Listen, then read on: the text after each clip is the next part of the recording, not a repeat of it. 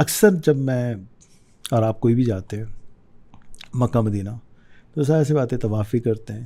یہ طواف کا پورا سسٹم یہ ہے کیا؟ یہ حضرت ابراہیم علیہ السلام کی سنت مبارکہ ہیں جو اللہ تعالیٰ نے محفوظ رکھی ہیں. ہم سب کو حکم دے دیا کہ اس کا اتباع کرنا ہے. اس میں ایک جگہ ہے مقام ابراہیم.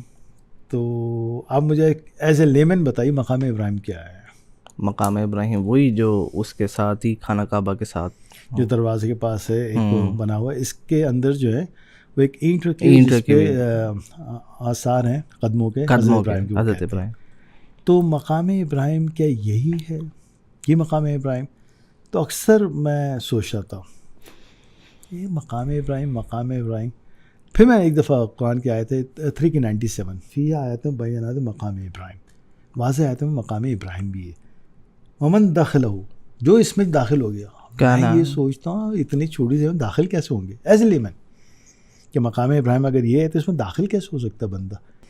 کچھ علماء سے پوچھا کہ مقام ابراہیم کیا؟ بیٹا مقام ابراہیم یہ جگہ ہے، یہاں پر یہ ہوا تھا، اس میں یہ نشان ہے کہ حضرت ابراہیم علیہ السلام کے آثار پہ چلنا ہے. اچھی بات ہے. پھر ایک اللہ والے سے وہی پوچھا سر مقام ابراہیم ہے کیا؟ میں تمہیں نہیں پتا. میں کہ سر اس لیے تو پوچھ رہا ہوں. تو کہنا کہ اس کا مطلب ایک مطلب ہوتا ہے اسٹیٹس آف ابراہیم. فی آیات بینات مقام ومن دخلہ کان آمنا. اب داخل ہو گیا امن میں. جو ابراہیم کا مقام کو پا گیا وہ امن میں آ گیا. یعنی حضرت ابراہیم علیہ السلام کیا ہوا ہے؟ انسٹیٹیوٹ میں لیا آپ کے لیے، مسلمانوں کے لیے، سب کے لیے. قال انی جاعلک للناس. اللہ سبحانہ تعالیٰ نے کتنی دفعہ کہا ہے وما کان من المشرکین؟ 5 دفعہ. 5 دفعہ حضرت ابراہیم کے بارے میں اللہ سبحانہ تعالیٰ کہہ رہے ہیں. حضرت ابراہیم کو یہ مقام کیوں ملا؟ حضرت ابراہیم نے ایسا کیا کام کر دیا کہ اللہ سبحانہ تعالیٰ نے حضرت ابراہیم علیہ السلام کو یہ مقام دے دیا؟ یہ کریٹیکل. اب میں نے آپ کا ایک پروگرام دیکھا جس میں آپ نے بچوں کو ایک اسٹوری سنائی تھی. میں چاہوں گا ذرا اس کے اقتباسات یہ ہم سنا دیجیے. اس اسٹوری کو مطلب اس کی تلاوت کے ساتھ آپ نے جو پڑھا تھا نا جس طرح سے وہ بہت اثر انگیز تھا. حمزہ یقین کریں. بسم اللہ الرحمن الرحیم. فلما بلغ معه السعي قال يا بني إني أرى في المنام أني أذبحك فانظر ماذا ترى قال يا أبت افعل ما تؤمر ستجدني إن شاء الله من الصابرين. اچھا اب یہاں پر نا بس جب وہ جوانی کی عمر کو پہنچا، کون؟ حضرت ابراہیم علیہ السلام کے صاحبزادے حضرت اسماعیل. اللہ سبحانہ تعالیٰ نے ایک چیز کے لیے حضرت ابراہیم کو آزمانا ہے، چیک کرنا ہے. ہم مسلمان ہیں، ہم اللہ پہ پورے دل سے یقین لاتے ہیں، اللہ کے رسولوں پہ، اللہ کی کتاب پہ، پھر بھی ہم اللہ سے استغفار کرتے رہتے ہیں اللہ ایسے امتحان میں ہم کو نہ ڈالنا. بہت ہی زیادہ. دیکھیں ابھی بھی حمزہ مجھ پہ کوئی پرابلم آئے، مجھ پہ کوئی مصیبت میں جھیل جاؤں اللہ کے لیے. اولاد کی جب آتی ہے نا بہت زیادہ. اب اس میں قرآن کیا کہہ رہا ہے کہ جب وہ دوڑ دھوپ کی عمر کو پہنچا تو اس نے کہا اے میرے بیٹے میں خواب دیکھا ہوں، میں تو یہ ذبح کر رہا ہوں، غور کر اس بارے میں تیری کیا رائے ہے؟ اسماعیل نے کہا اے میرے بابا جو آپ کو حکم ملا ہے آپ بجا لائیے، آپ مجھے صبر کرنے والوں میں سے پائیں گے. حضرت ابراہیم علیہ السلام کو تو اللہ نے کریکٹر بتایا. حضرت ابراہیم نے خواب دیکھا بیٹے سے تذکرہ کریں. وہ بیٹا کہاں سے لاؤ گے؟ وہ بیٹا کہاں سے لائیں گے جو کہتا بابا اللہ کی طرف سے نا، میں حاضر ہوں، میں تیار ہوں. اللہ نے آزمائش میں دونوں کو ڈالا. حضرت ابراہیم نے اپنی اولاد کی تربیت کیا کی تھی؟ یہ سورہ بقرہ میں جب وہ کعبہ تعمیر کر رہے تھے تو انہوں نے دعائیں کر رہے تھے اور ان کو ساتھ رکھا تھا، حضرت اسماعیل کو اپنے ساتھ. وہ دعا کر رہے ہیں، بس دعا کر رہے ہیں کہ ہم سے یہ عبادت قبول کر لیجئے. لیکن یہاں پر ایسی کون سی تربیت کی حضرت ابراہیم علیہ السلام نے کہ بابا اللہ کی طرف سے ہے نا. یہ توکل کس نے سکھایا؟ ایک باپ سکھاتا ہے. باپ کی ذمہ داری ہے.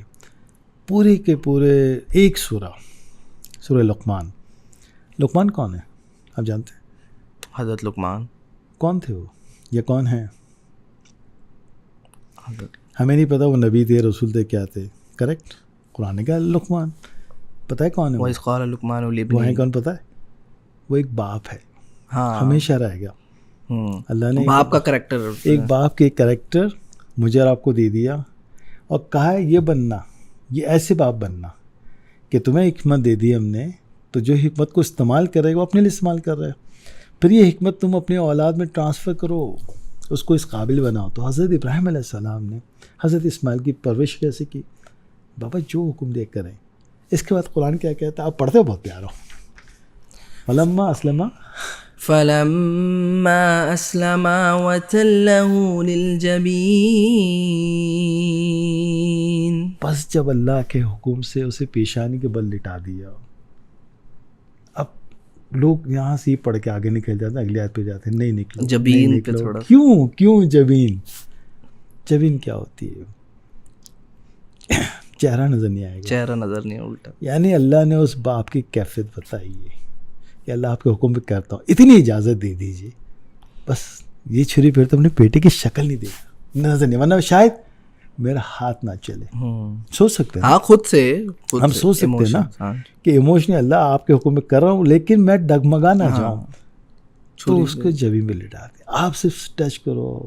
حمزہ ابھی تک چھوٹے ہو, ہم ماشاء اللہ اولاد والے ہیں, اگر یہ آزمائش مجھ پہ کسی پہ آتی ہے اس کی حالت کیا ہوتی ہے, کرتے شاید ویسے ہی ہارٹ اٹیک بی پی آئی, قسم سے نا ایسے ہی ہوتا نا.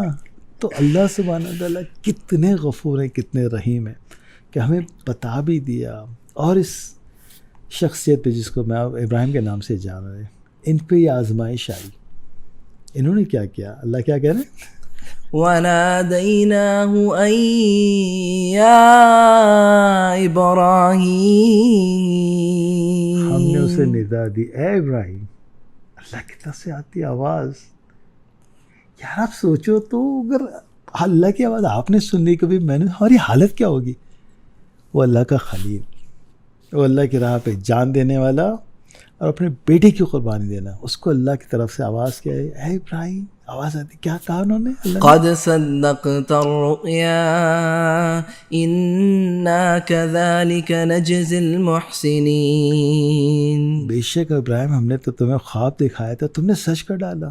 یعنی یہاں پر علامہ طارق عبداللہ صاحب بہت اچھا سمجھاتے ہیں اس آیت کو, بہت اچھا. وہ کہتے ہیں حضرت ابراہیم کو اللہ تعالیٰ نے خواب دکھائے تھے نا, اب خواب میں آگے پیچھے بھی ہو سکتا تھا, دوسری بات کا انتظار کر لیتے, لیکن نہیں, حضرت ابراہیم نے فوراً تو آواز دی, ابراہیم ہم نے تمہیں خواب دکھایا ہے, تم نے اس کو سچ کر ڈالا. اس سمجھ پہ اللہ ان کو محسنین کہتے ہیں. ہاں ساتھ ہی محسنین کہتے ہیں, آپ نے وہ کیا.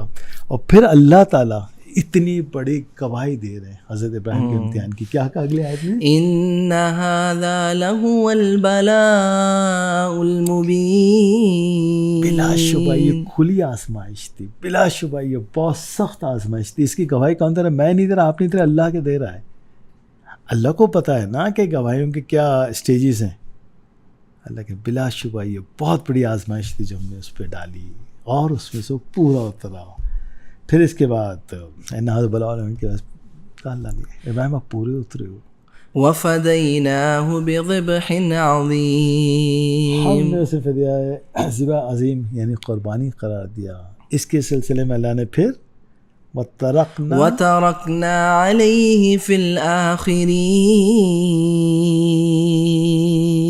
ہم نے پیچھے آنے والے میں اس کا شعرا باقی رکھا.